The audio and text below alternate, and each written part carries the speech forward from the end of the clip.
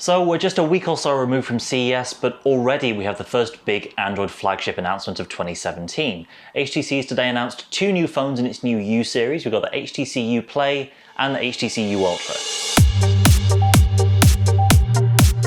Both phones are still pretty early, which is why HTC isn't allowing live hands-on video just yet, but we've had a sneak peek already. It's the first time we've seen HTC's take on a glass-backed phone, and both of these look really nice. The blue in particular is absolutely gorgeous. HTC calls this a liquid surface finish, with vapored minerals giving each colour a distinctive look.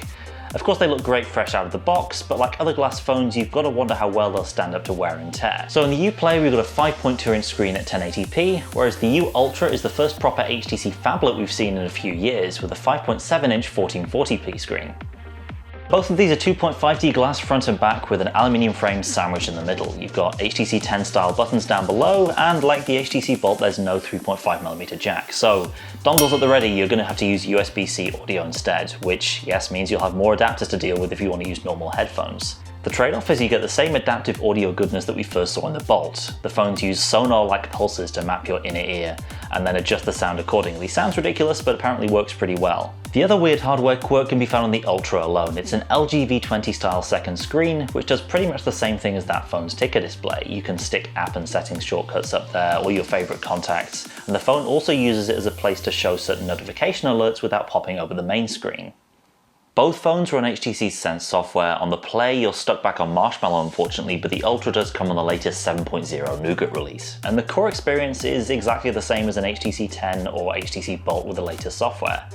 What the U series adds is HTC's take on AI in the form of the new Sense Companion. This isn't just a traditional voice assistant, instead HTC has peppered AI throughout Sense, giving you intelligent alerts for things like when you need to charge the battery based on your usage patterns, or finding a restaurant nearby based on your own tastes, or even giving you travel and clothing tips based on the weather.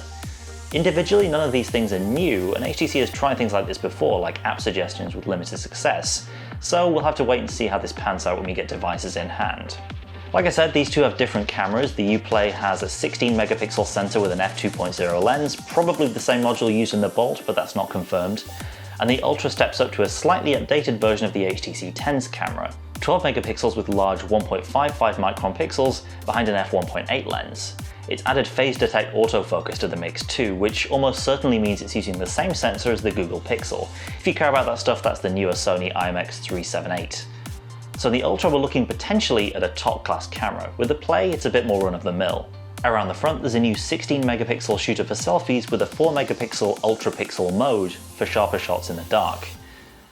And finally, perhaps the biggest warning sign with these phones, the batteries. The U Play's battery is just 2500 mAh and the Ultra steps up to 3000, but neither is particularly roomy considering the size of these phones. We'll need to get these two in hands before we know for sure, but just based on the numbers, don't count on either one breaking any battery life records. The HTC U Ultra goes up for pre-order in the US on January 12th, priced $749. This is not a cheap phone, and there'll also be a special edition Sapphire version with 128 gigs of storage, which presumably will sell for even more. So battery worries aside, the Ultra looks like a solid high-end phone for now, but don't forget we're just a couple of months away from new flagship season, and with it the first phones with Qualcomm's new Snapdragon 835, so the clock's ticking for HTC to get these things on store shelves. We've got much more on the HTC U Ultra and U Play on our write-up on AndroidCentral.com, and we'll have a review in the weeks ahead as well, so keep an eye out for that. In the meantime, I'm out of here, we'll see you next time.